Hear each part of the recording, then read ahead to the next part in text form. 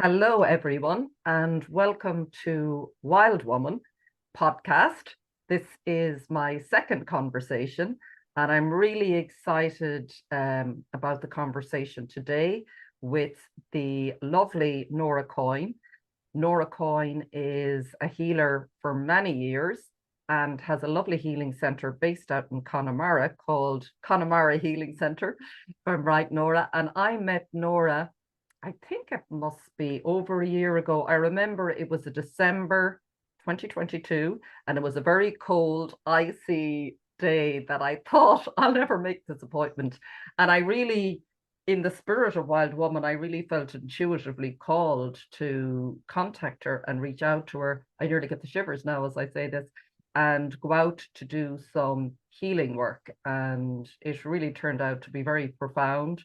It helped me shift and sort of move through some sort of grief I was feeling, but also has given me tools. And since then as well, I also did a day-long healing workshop with her in integrated energy therapy. But I'm going to let Norah introduce herself. What I just wanted to say, but I meant to say it at the very beginning, is this podcast is really a place for conversation with women of all different backgrounds and beliefs and perspectives and experiences and gifts and challenges.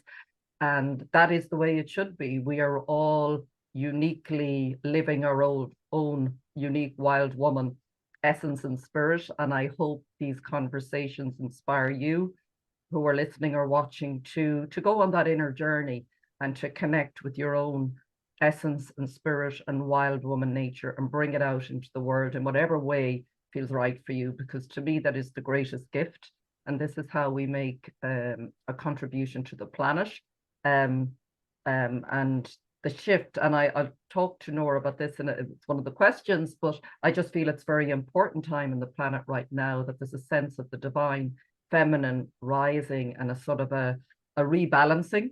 And this is nothing to do with, I often say we all have male energy within us. It is not, nothing to do with putting down the masculine at all, but it is a greater shift, I feel, that is taking back, is happening in the planet to bring us back into more balance. And that can only be good for everyone. So without further ado, Norah, I'd love if you just introduce yourself and tell us a little bit about how your work and how you got to doing what you're doing now. Okay. Hi, everyone, and thanks for having me, Celine. Welcome. Well, I'm working in the healing industry now for over 30 years. So my journey started many, many years ago in Camden. I'd gone through a very hard loss, 2 losses in the same year. One was a best friend, one was an uncle. When my mother, it was my mother's brother, and when she lost her brother, she sort of wasn't able to deal with anything, meaning she couldn't help us through. So we were sort of left for quite a while, and it was going on a couple of years to coping with everything ourselves, because my mother was not really very good at the time. So I went a little bit off the rails at the time, gave my power away quite often. And I was in Camden one day. I'd had a few healing sessions and things like that, but there was nothing really that had made big shifts or movements or changed my direction, or I didn't even know where I was supposed to be at the time until I had a sound session. And the sound session was actually in Camden where I worked. So when I had this session, it was like it had shaken up things that I didn't know were within me. And I was tearful. I was on the floor. I was releasing everything. It was just it was in the middle of a market. It was like really, really deep. It actually affected me for at least a month or 2 afterwards. But I didn't really know what it had done for me at the time. I just knew that it had done something massive. And what happened then was I started to be drawn to certain things, so I started to not give my power away so easily. I started to stand up for myself. I started to remember who I was, and this went on for a couple of years, you know, I changed the job I was in, I changed the partner I was with, I was engaged at the time. I changed so many different things in my life. My mother was getting stronger, you know, because she was just grieving. That's you know, her journey. What age were you, Norah? Sorry to interrupt. Oh, sorry. Well, he died when I was 18. Yeah. So it was about, it was between 17 and 18. It was about, really, if I think of it truly, when the biggest change happened, I was 24. But it was within 2 years that, like, so nearly 20, just passing 20 maybe. That was the time when I started to find direction. My first direction I found was tarot. And I met a lady in London, and she did my tarot cards. And she said, Norah, there's a really important thing you should do, especially when you've had big shocks or big changes in life. And she said, you should work through the tarot, to have the 22 cards of the major deck and take one out every day and tune in with it and live through everything that card means. See where it is in every part of your life every day. And she said, you would never believe that the tarot has a frequency like sound has a frequency. And some of the sound frequencies actually are tuned into the cards. You know, it's really weird. So I did the tarot before I learned the sound, because the sound I was using as a healing for me, where I was having the sound sessions, it was a journey I had to take to help me find myself. It was like it shook up everything that I thought I was at the time. And it sort of brought me back to where I was, that I didn't know who I was. You know, it was really weird. It brought me to a place that I knew was who I was supposed to be, but I didn't know that before the sound, you know? Yeah. It's so funny. And then I went on the journey of tarot. So that was actually my first healing modality I ever did. So I did many journeys in London through the tarot, but then I started to learn the tarot too, and I trained in the tarot for years and years and years. And people say, oh, you can learn in a week or two, but you can't. With me, I have to live a journey to be able to work with people on a journey. And that's happened in most of my healing things. So the first thing I went into was tarot, and then I went into all the different holistic therapies that I do, which is Mani. And then I was drawn to the healing. And I knew that people were feeling they were getting healing when I was working on them, even with the massage, even with the Reiki, you know, the stuff like that. But it felt like I should be doing things I'm drawn to, rather than doing like a set pattern, if you get what I mean, you know, like set chakra or whatever. I felt I had to be working intuitively from where I was feeling people needed it. So I was tuning in more and more and more. And as I was working with people, I was being drawn to another healing modality. And it ended up that I was doing learning so many different things, that I had this massive toolbox. And this toolbox, like, is still most of them I still have in my toolbox today. So all of those I was doing, but they weren't feeding my soul until I went to learn sound. And then when I went to learn sound, I heard there was this course in Glastonbury, and that was the first course I ever did in sound. And it was, I thought it would be the sound that would change everything for me, because I just knew there was something wonderful it was doing for me, that I could help people, find their way as well. But it took me on the journey to Glastonbury. And I landed in Glastonbury not knowing a thing about what it would be like. And it has more wild women than anywhere else in the world. I know, it's my passion to get there. It's a dream to get there. It's the place of the goddess. From the moment you land in Glastonbury, you can feel the feminine energy, you can feel the power.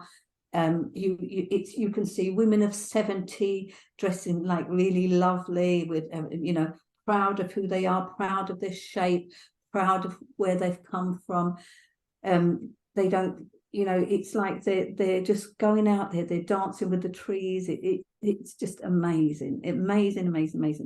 So I started my sound journey, and I had to do 14 weekends at different times going over to Glastonbury, as well as other places I'd learned.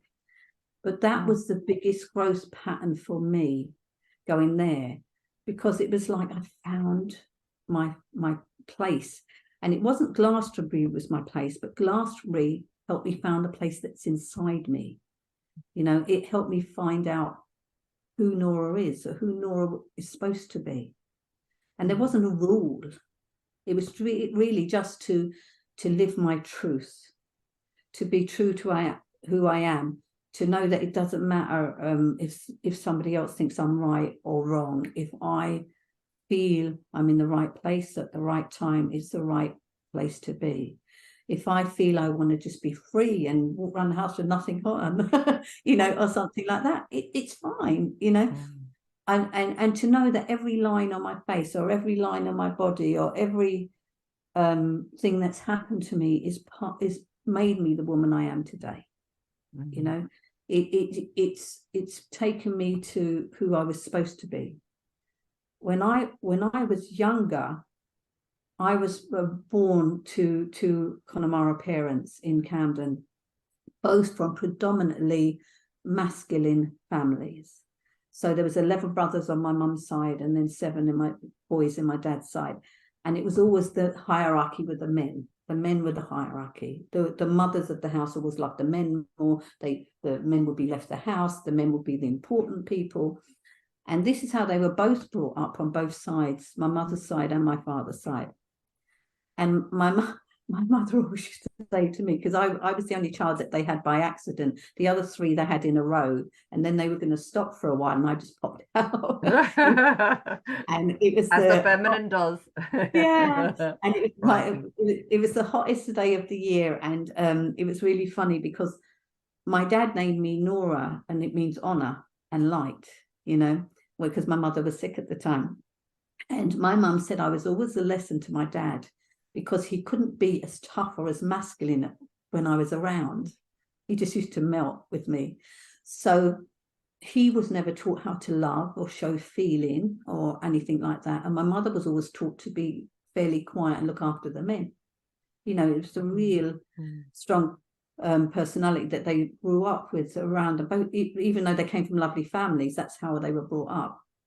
And my dad couldn't be the strong man when I was there, because I'd always be saying, you know, Dad, give me a kiss, Dad, do this, Dad, do that, you know, and it would like bring that sort of gentleness out of him. And my mum used to, everything she wanted to say, go to your dad and do this, you know. So I think I had the power of the feminine a little bit early, but then got it through the years. And then when I had the dark period, when my mum wasn't very well and my uncle had passed and my best friend Alan had also died very tragically, it sent me off course quite badly. And I was really not myself for, I'd say, quite a while. It was 24 when it all turned around. And it was only the birth of my niece that day, my godchild, that made me think I didn't want her to be doing the sort of things I was doing and giving my power away, and I wanted to show her the right way, you know, at the time. And I was on my journey already with the healing, and then she was born, and it sort of changed things, you know. But people say, when did you find your change? And I say that was one of them. Then there was another one at 34, another one at 40 odd. It's not that it's one change and it takes you there. The journey's never ending. So every time you think you've done your journey, you're in the right place. And I'm in my lovely goddess, like fire energy, and, you know, I can conquer the world. Something else trips you up. But it just takes you to a different kind of wild woman. It's taking you to a different aspect of you, a different archetype of who you are, you know. So that we can, I suppose, so we can learn from all aspects, you know. It's a never-ending journey. Yes. And do you think it's always, my experience so far anyways, it's often loss or suffering or a challenge that will sort of, it nearly takes that, doesn't it, you know, to sort of unfortunately get us to grow or to shift direction? Has that always been your experience? Something difficult? Yes, I think, and I call them trials and tribulations, but gifts and talents. Because what we think is a trial or tribulation at the time is actually, it's going to give us a gift and a talent.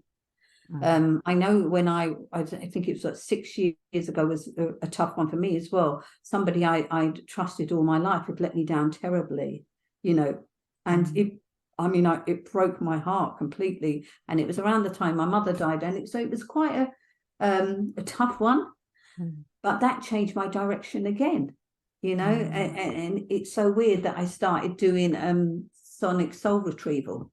It's working with sound and voice to help people retrieve the defragmented parts of their soul. So it's quite a deep healing work.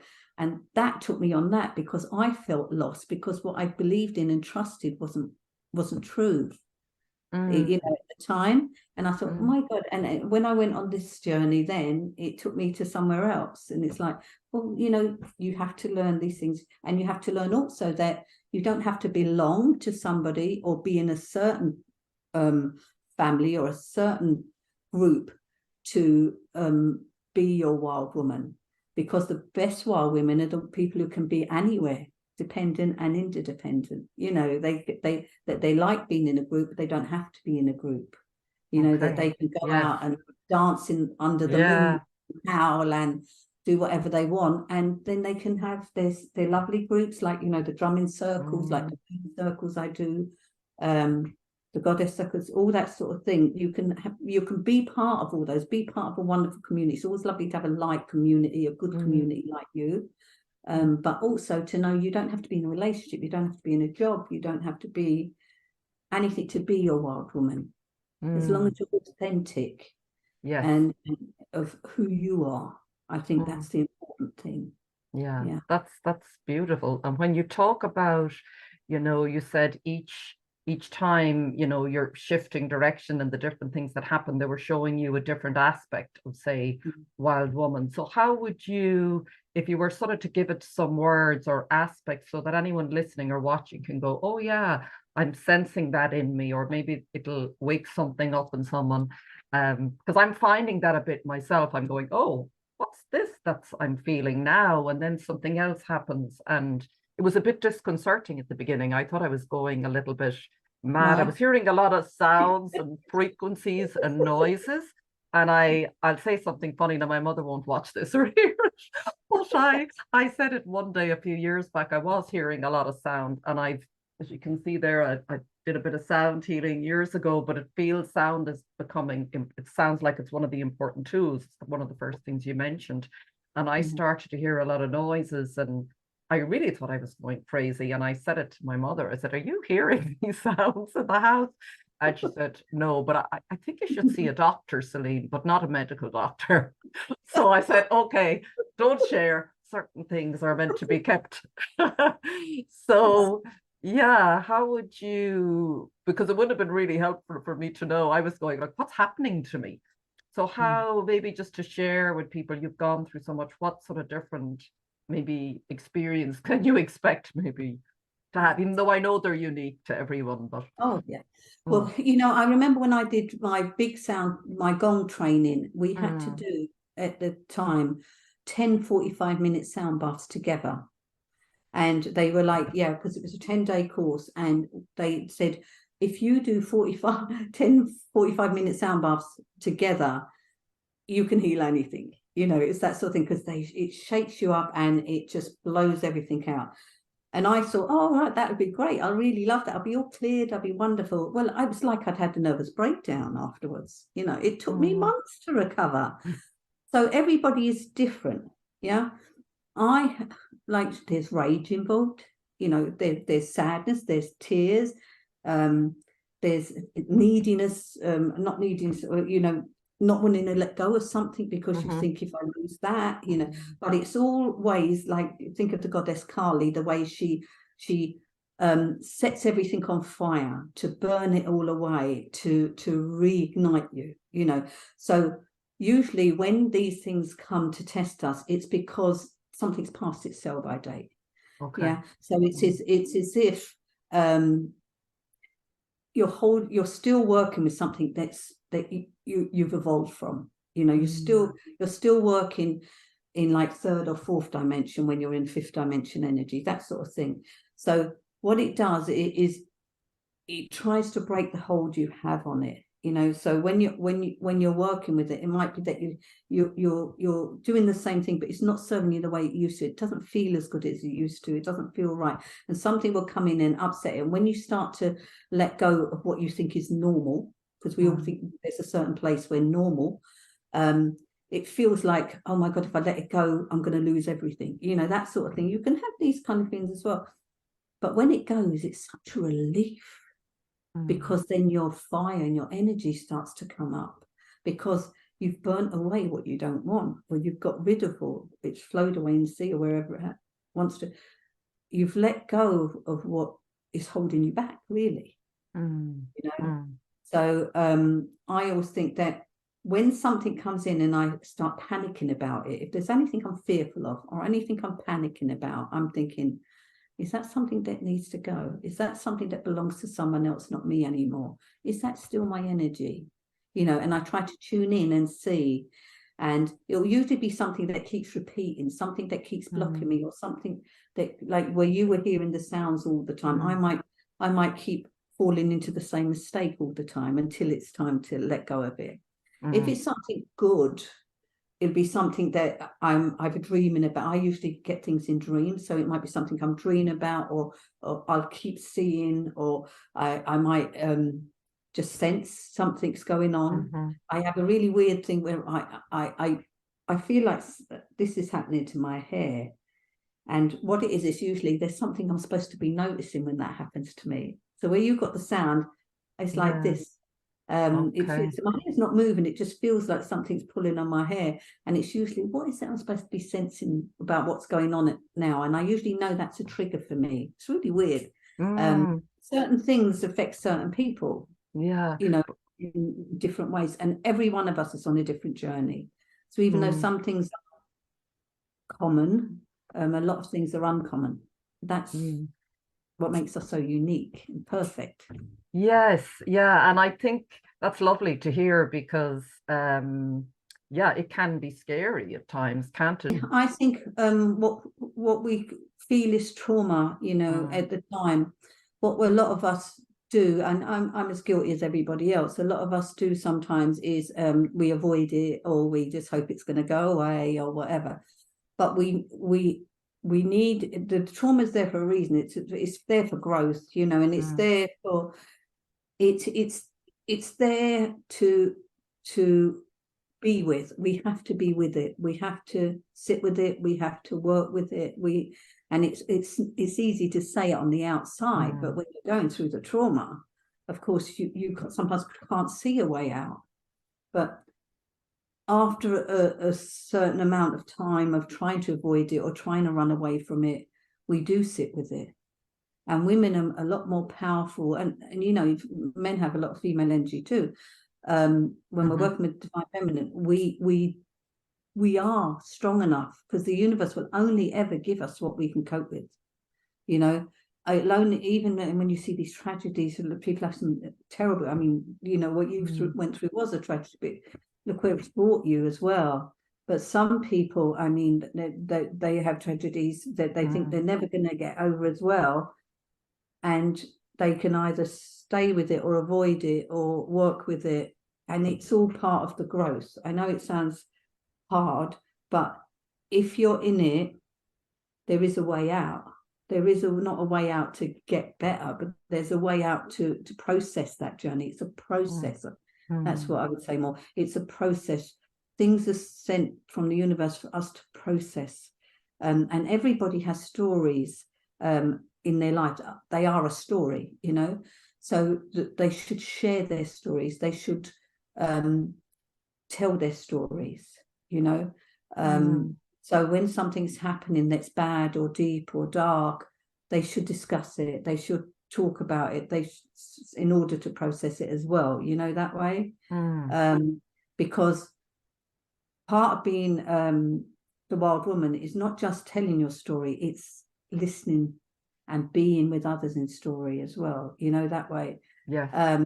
So I think it's very important that the people listening who might have stuff going on to know that they can talk, they can share their story with other women, and that other women will hear, and you know, not to feel alone, because there's a reason that story is there in your life. And if you're with it and you work through it, or you work with it, and I'm not going to say work through it as in get over it, but to take each part of it for what it is in its authenticity, you know, you will realize where it's going to take you.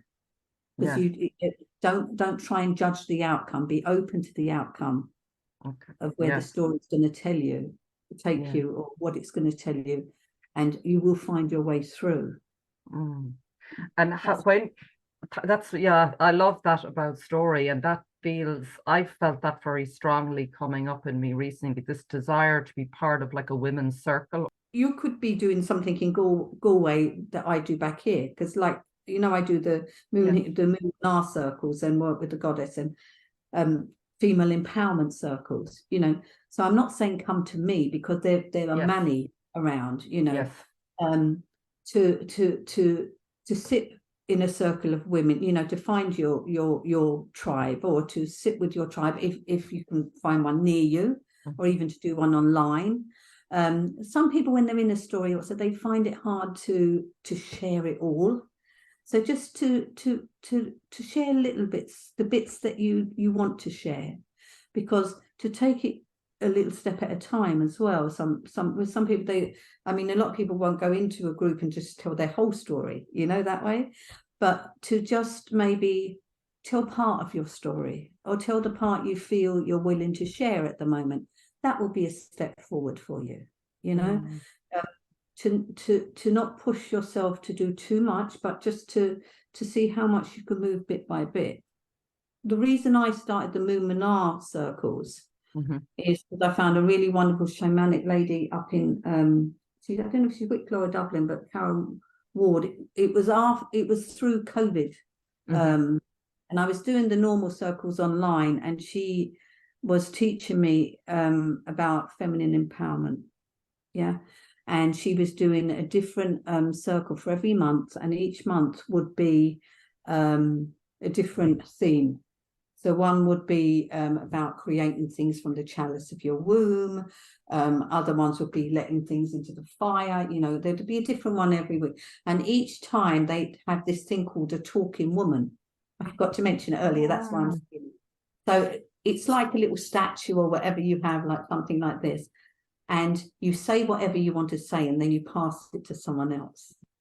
And I just thought that's an important thing I should have remembered to say.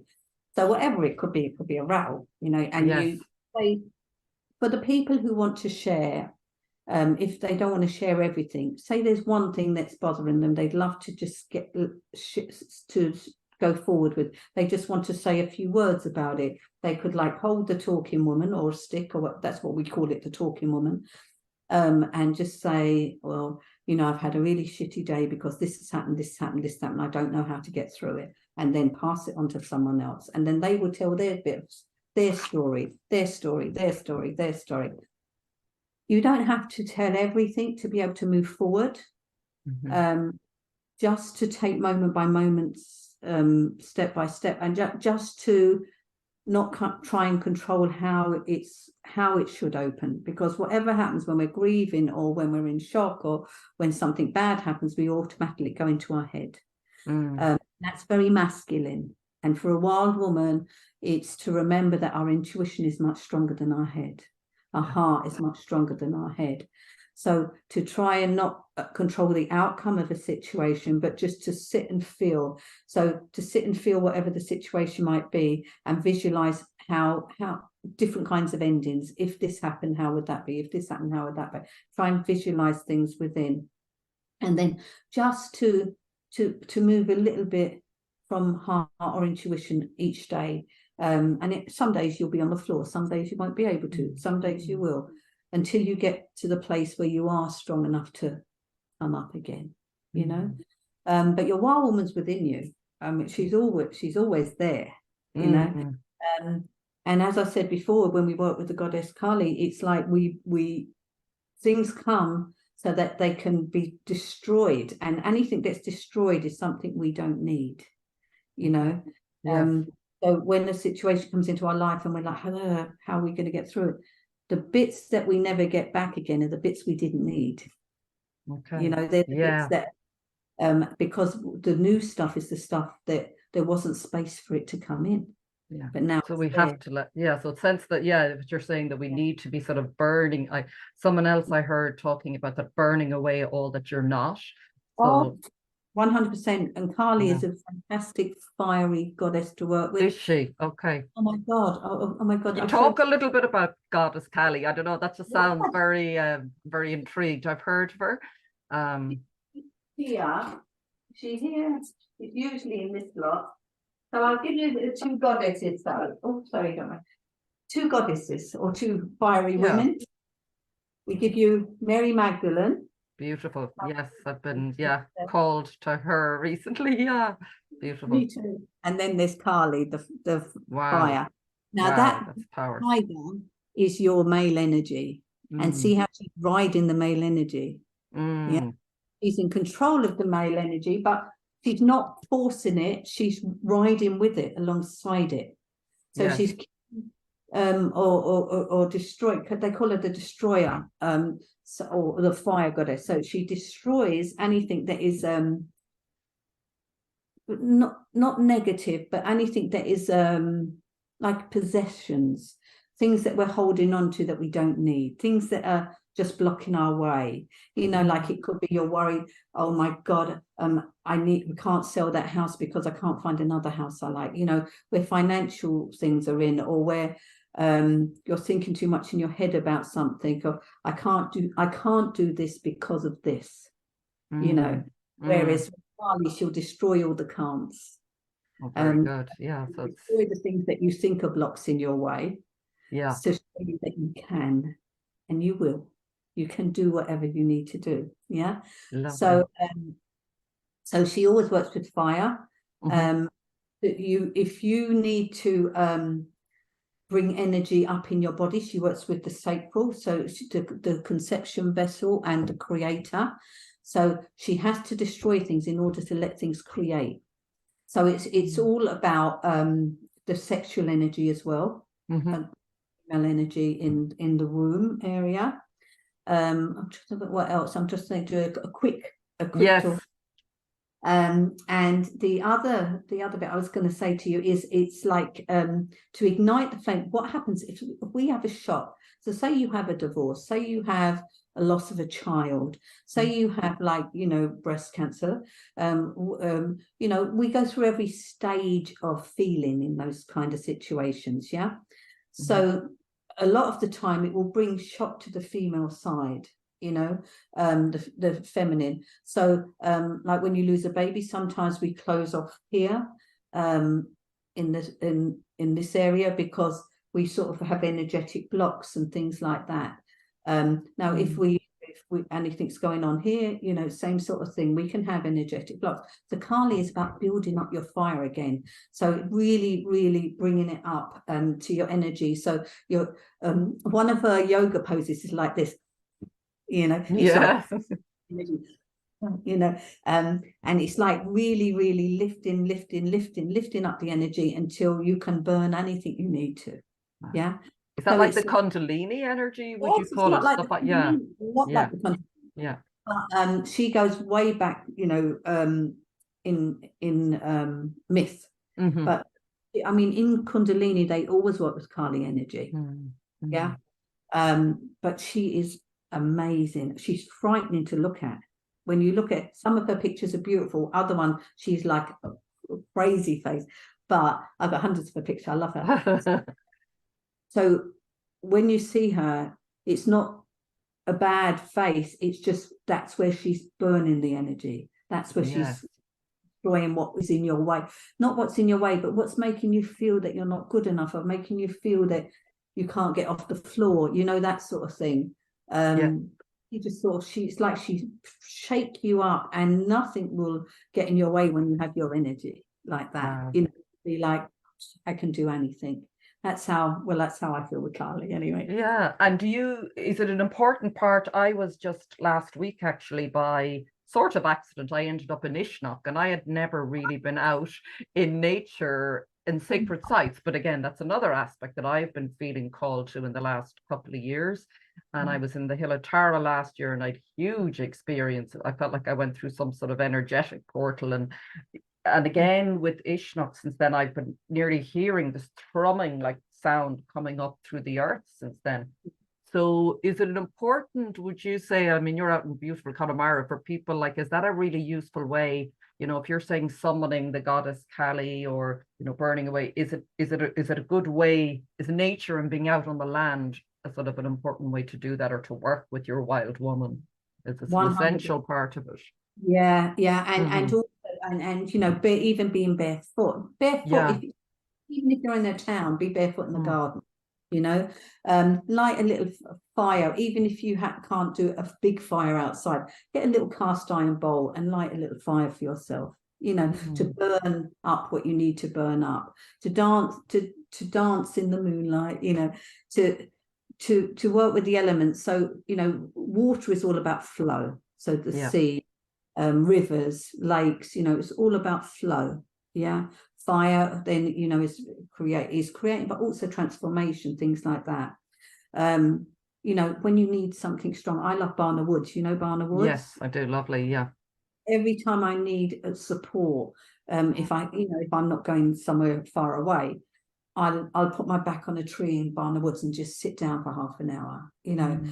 It's just, even the feeling of the trees around me is wonderful. But to just use everything you can in nature to help you, even if it's the air, like you've seen the breezes today, let it get rid of the cobwebs, open yourself up to it all. It's so clearing. I mean, nature's like the cycle of life. It's like our life's the cycle of life. The sun can only come when the moon's gone down. The sun's gone down, the moon comes up. Like, what sort of ways, if you would say to someone who maybe feels, God, I don't have much time and I'm overwhelmed, and I know, like you said, going out in nature obviously is a key one, and putting your feet on the ground. What other? But even something as small as, I mean, I've got a couple of little things here I was going to people, but even a small one, say you're working in an office and you're really, really busy in the office, pop into the loo. I mean, if you pop into the loo and just sort of just calm your face and your head down, I can send it over to you, Celine, if anyone wants it. Thank you. Do a 2-minute or 3-minute face massage, and what it does is it's a de-stressor. It takes all the stress out of the body in about 3 seconds. Wow. It's unbelievable. It's a really good stress reliever. So that's one if you're stuck in work, things like that. But these were some ones to find your journey. Well, what I would do, if you're working in an office, you can't do it, but I will always go somewhere wild. Like, I was in Ishnis just for the Beltane Festival, and it was my first time, even though and my dad had passed on the 29th, and I think it was on the 5th, and everyone said, you're not going to go, are you? And I said, it's the right time to go, because it's the time I need to get back into my feminine energy, because I'd suffered a loss, and everything was quite masculine in here. And I said, no, I need to be on the hill, I need to be in community, because it was the big fire festival. It was wonderful. I need to transform in that fire, and it helped me much more than when my mother died, and I was months trying to work out what I'm going to do with that. It's just like, not that I'm getting over my father, but it was just such a healing process. It was unbelievable. And I know he would have been with me, because he didn't know what I was into, but he was proud of me, that way. He does that funny stuff. That's what he says. from him, that's right. But it was amazing, absolutely amazing there that night. And it was a group. This was a sort of the whole hill. I mean, there was about 2,000 people there. It was unbelievable. But it was like they had the medieval horses, they had all the goddesses coming up through the fire circles you could step through, yoga classes. It was amazing. You have to go for Beltane. I think definitely. they might be one of the solstice would go together. Yes, that sounds fabulous. Yeah. To go. Yeah. So these were the so I've said here, just to give people a couple, I'll give you the them if they want it from you. So Perfect. go somewhere wild, wonderful, and crazy. So with us, that's also nature, you know.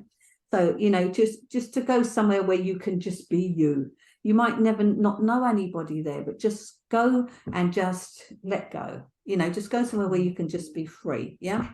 So then I've said healing days are good for people, journeys, vibrant dance, you know, just to really, even if it's dancing on the spot or dancing around the kitchen with a broom, you know, anything that will sort of pick you up. The drumming is very good.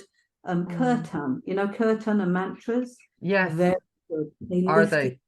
Oh Yeah. my God, they're very good for the And I've energy. been feeling called to that. It's funny, I suppose, as you said, just to remind people, you will be shown, isn't it? Because Oh, it's like, definitely. you know, often you think you have to go, what do I do? But Yeah, and you can actually make your own curtain circle as well, and you can bring in just the female if you want, or you can bring a mix of female and male energy. I mean, sound wise, yes. you know, whatever energy you use, the right people will come. You know, I said before about the storytelling to talk, because if you share some of your story, you'll feel heard, even if it's only a minute or two of your story, you'll feel heard.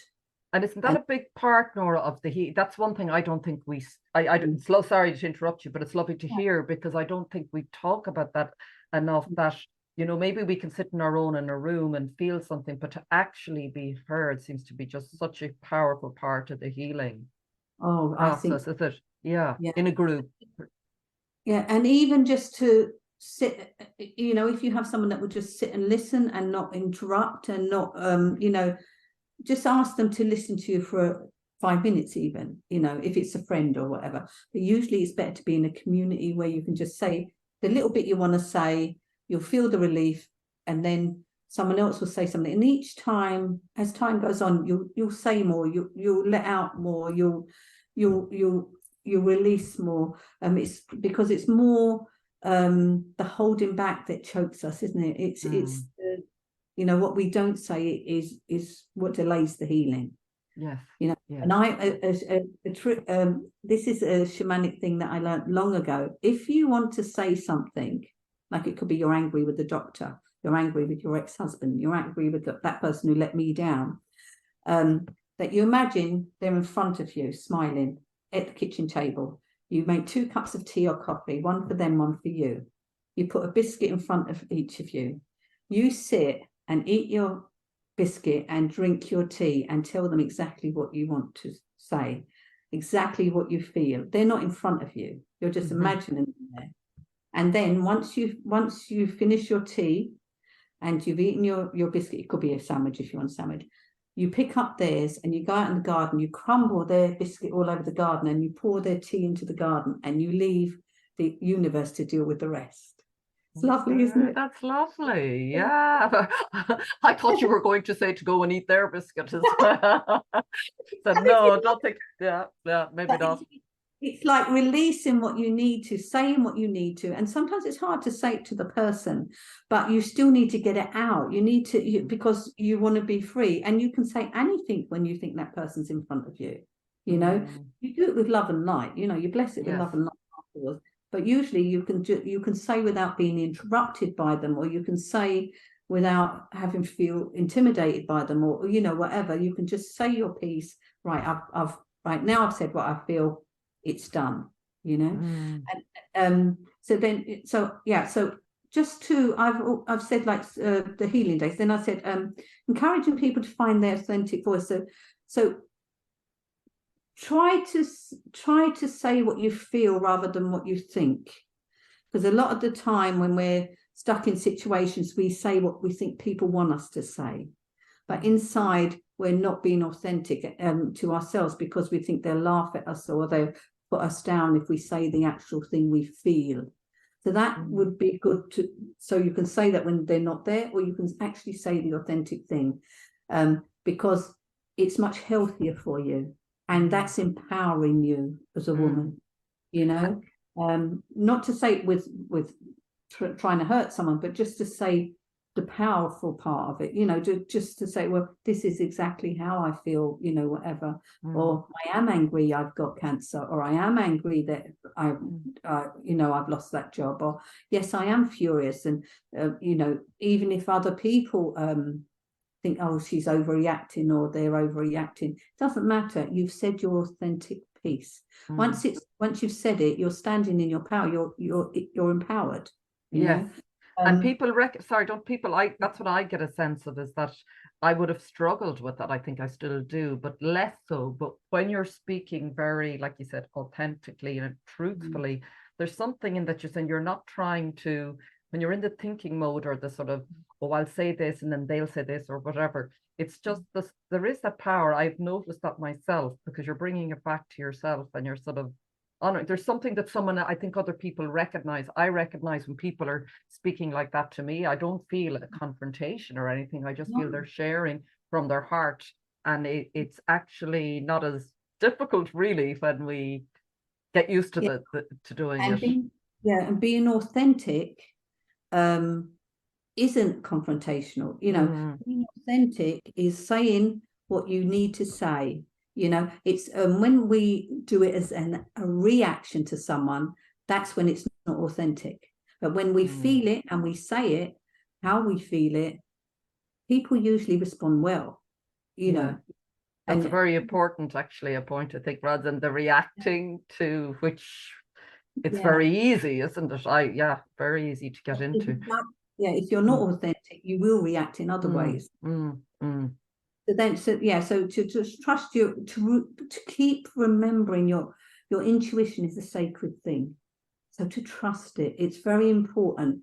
If you trust your feminine intuition, it makes you feel sexy. People will see the light in you. You know, you're vibrant. You know, if you follow your intuitive path, if you follow what you're drawn to go to follow, people will be in awe of you. You know, you see all the people, and it's not like I made £1 million and that's why I'm good. It's like, look at that girl, she's free, she's a spirit, look at her go, look, she's not scared, she's just trying things. She may fail, but she still keeps going. And people are like, do you see the beauty in that? Do you see the wonder in that? You know, it's the greatest shift, though, isn't it? I mean, I think since I got sick, that's been the biggest shift to me, to learn to. But often when I've had that conversation with people as well, and they go, well, how do you know it is your intuitive voice? And my sense for myself always, I know, is it's not a big angry sort of, not, you know, it's this lovely sort of little nudge or an urge or a sort of this itch to go and do something, or isn't it? It's a very playful, childish. I think that's just a way to help people, rather than, you know, the mind. If we're very used to the mind, you know, listening to it, it can take a little bit of time to decipher, can't it? What is this voice, to recognize it? It can. And also, you know, before life got in the way, we were intuitive. We're born intuitive. Every child is intuitive, you know. And it's only what life's thrown at us. So really, it's just moving what life's threw at us, or not moving it, but just like working through the web of what life threw at us to let ourselves come through again. And as you said, it's very gentle, and it is childlike, and it's like the inner child, and just going with the little things and trusting and knowing, and you'll know each way how your journey's going, and if it feels right, keep going with it. You know, you might go in different direction, you might think you were going there, but you end up over there. But as long as it feels right, you keep going. They say, you know, it's IET. When I talk it, don't have to, you don't have to know where you're going, as long as you know you're on the way. That was the saying, do you remember? Yeah, that's beautiful. Yeah. So to be open to the outcome, wherever I need to be, I'll be, you know, and just follow it, and know that it's if you're doing it from heart and intuition, you'll be in the right place at the right time. You know, that's what it's a big shift, isn't it, for a lot? I mean, it's a beautiful, I've just found that, but we're living in a world, I suppose, where it's still, isn't it, sort of very, but that's the shift. Like, do you recognize from all of your work, like how would you describe like what's happening on the planet? Like, there's a sense that it's all changing, isn't there? Oh, Yeah, definitely. huge. Female energy is so high, so high. I trained with Diana Cooper. You know Diana Cooper? Yes. Yeah. So I trained with her years ago. And every year she'd be bringing out a new book where she will notice there another shift, another shift, another shift, and you'll just see. I mean, a lot of masculine stuff that was hidden is uncovered. So you sometimes you hear a lot of things happening that, oh my God, that's horrible, but it was things that were hidden. Yes. And because they were hidden, they're being uncovered and cleared and dealt with, because the feminine energy is getting stronger and stronger and stronger. How we deal with things is different. I mean, the Mother Nature's is angry with us. You've seen what's going on in nature. That's also the divine feminine standing up. So she is just clearing the way to get the balance, And I think we are. You see so many men are at healing circles, at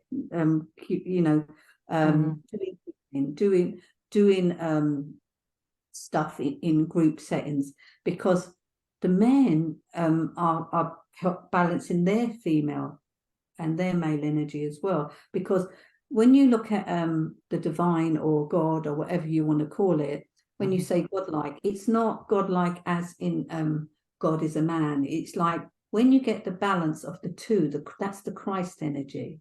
When you get the female in line with the male in line with the female, when the two are working together, hand in hand, the male has been so dominant for so many hundreds and thousands of years, and the female has had enough, really, and the female has come in now, and it's bringing the balance. The male energy actually wants to be part of that. It's like they're intertwining. There's so many men that are finding their feminine side, and people, they're more open, and people on the earth are more open, I think. I really do think there's a massive growth over the last 10-15 years, really. It's not just now, but now is very strong. But they say 2032 is going to be a massive hike as well. It's going to get even stronger, but it's going to be female energy all the way now for a long time. So to rebalance the planet, it's all rebalanced planet, because because in the Atlantean times, there were so many times that Atlantis was working well, and then male energy came in and destroyed it.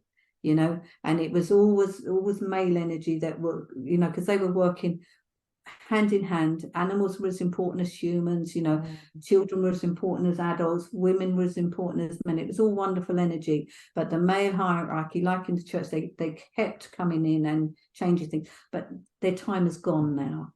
Their time is gone.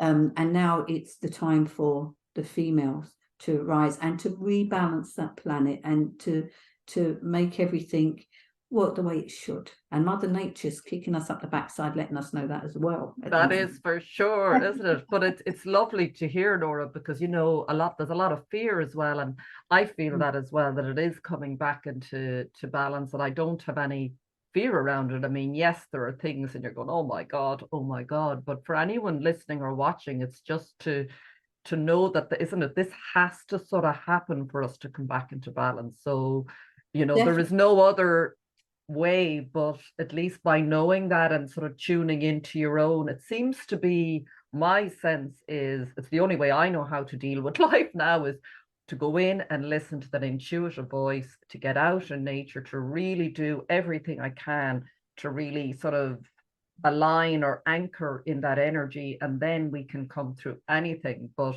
the minute I start putting my attention out on, well, what's happening here, what's happening there, oh my God, I find myself go out of balance. So I think it's lovely for people listening to hear that, to know we have everything we need within us. This is just a natural, isn't it, evolution on the planet. For sure. And the more of us that stand in our energy like that, or tune into our energy, we bring the vibration so much higher. Now, whoever's watching the podcast, even for them to spend a little bit of time in their own energy will all help. It will all help us. Will help everybody, and they'll be helping the planet as well as helping themselves. And is the group dynamic a big part of that? Does that amplify it even more by doing this together in groups or individually? Do you think, does it make a difference? I think group work is good because you help others lift their light as well, and they help you lift your light. I mean, it's nice to belong to community as well. It is, you know, because sometimes it can be a lonely path. You'll find a lot of light workers feel quite lonely. So it's great to have that interaction. So for them to work on your own stuff, but also to work and share. Because remember, to listen to people's stories, to be with people, to hold space for people. But all of us should do it for each other, you know. And the more we hold space for each other, the more we work together, the better the planet will be, and the better our lives will be, because we learn from each other, you know, because we're all at different places in life as well. We learn from everybody else's life as well as our own. Yes. Yeah. I've experienced, and I just had an experience at that with the drumming circle I'm in yesterday, and this most beautiful girl, she was like, I kept saying to her, you're just the most inspiring girl. She was like an angel, but she was so awake and aware and full of light and lonely. And I just thought, this is the magic. But we're finding each other. I've heard it described, the little light points around the planet, and often we are lonely because we need to be, you know, everybody is in this, but you know, it sort of needs to be dotted around, and then we all can support each other, find and lift and we're all at different stages and different places to that. That's what I found, the power of the circle, how much I learned from that girl, even listening to her and all the different people. So it's a magical time, really, isn't it, to be alive? It's a wonderful time to be part of. I mean, and really, we're blessed to be part of the journey. Yeah. And thank you, Norah. Thank you so much for your time today. I mean, I could talk to you for hours, so maybe you might come on again. But there's just so much we covered today, and I'm just so grateful. And I will share, if you send over some of those little, I think those tips for people listening will be fabulous. They're really useful to me and useful reminders. And for anyone who wants to get in touch with you, maybe, because I know I didn't even want to go into mentioning all the things you do, because anyone, if you take a look at Norah's website, and I'll include the details below, it's just, I cannot recommend her highly enough. And just the variety, the experience, the everything, just the full embodiment of Wild Woman. That's why you were like next on my hit list to talk to. Thank you so much. And I feel great. I'm so happy to be here as part of your journey, because you know, you're giving so much light to others, and it's just wonderful to share this space with you. Oh, thank you so much, Norah. I'm on Facebook, so it's just Norah Coyne or Connemara Healing on Facebook, and Connemara Healing is the website as well. So so they're welcome, even if they've just got a question and they want to ask a question, there's no problem. And I can send these notes over to you, and if anybody wants to get a copy of these, you know, for little exercise they can do, you can give it to them, no problem. Thank you so much, and thanks everyone for listening, and until the next time, thanks so much, Norah. Take care. Thank you. Bless you. Bye-bye.